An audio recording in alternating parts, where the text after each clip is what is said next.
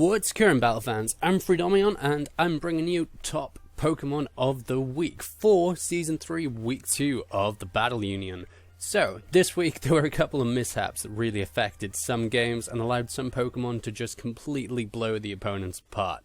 First, we're going to start off with our number 4 this week, as we go and see that you don't always have to be good if you want to win a game. You can be lucky and bad. And we're going to go over to Xenon and the Sublime Salamence, who has his Taunty. It is a Scarf Taunty, and he's going for Air Slashes.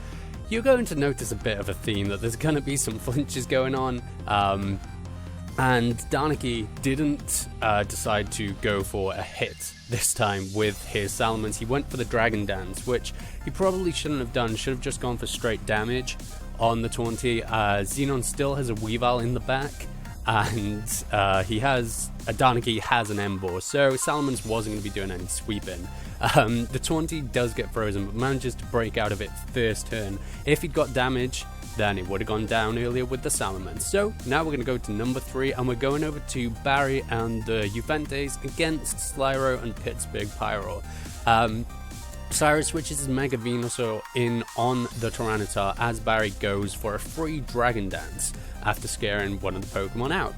Then he can go for a Stone Edge, gets a critical hit, but it didn't matter because it was a roll. He can then go for the Superpower on the Cobalion to take that out. Now, you can see what Slyro has left, and you can see that between Excadrill and Tyranitar, that this one's pretty much in the bag. The Porygon 2 is going to go down to 2 Superpowers, and then that just leaves the Arcanine and the Ambipom for Excadrill to sweep up afterwards. That's why Tyranitar is going to be my number 3 this week. Now we're going to go on to our number 2. I'm going to head over to the game between the Phoenix Sunfloras and the Somerset Sizzles. Phoenix Sunfloras have their Lucario out. It hasn't gone for a Swords Dance, it's just Life Orb Extreme Speed, as Sizzlesome switches Jolteon in to take an Extreme Speed and then go down to another one after that. Now, there's a bit of a problem with this game because on Rizzy's team sheet, he didn't switch around the stats for his Poliwrath and his Lucario after switching them from the bench. So on his sheet, technically, Lucario has base 70 speed, and Sizzlesome didn't check that. He just went with what was in front of him, not knowing that Lucario is a lot faster than base 70 speed, which is why the Mamoswine was EV to outspeed it. But, you know, it didn't work out. Now we're going to go on to number 1, and this is a very special Pokemon. I've had this in draft format myself, and it's Lantern. Squishy. The owner is, of course, Onesie Swagnet and the AS Monferno. The supreme support work that Lantern managed to put in this week for AS Monferno just means that it had to be number 1. It paralyzed things, it killed things, it walled the Starmie. It managed to get damage on the Haxorus as it was in the process of setting up.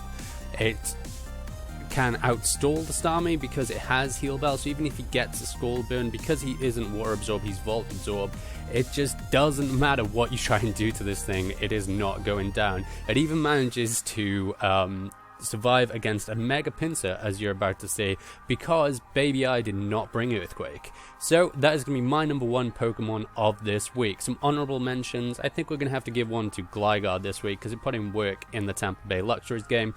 But if you agree with all the Pokemon, let me know in the comment section. If you don't, then let me know, and I shall see you next time, Battle fans.